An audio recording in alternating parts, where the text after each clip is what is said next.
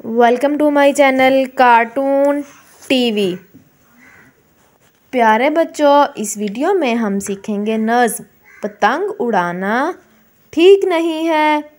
तो आइए सीखना शुरू करते हैं। पतंग उड़ाना ठीक नहीं है, छत पे जाना ठीक नहीं।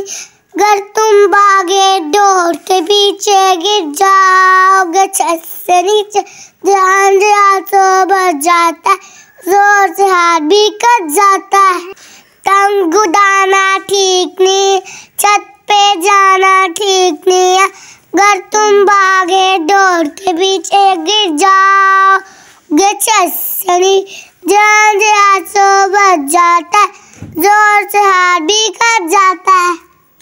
तो प्यारे बच्चों, कैसी लगी आपको हमारी ये पोइम पतंग उड़ाना ठीक नहीं है? Like, share and subscribe my channel cartoon TV.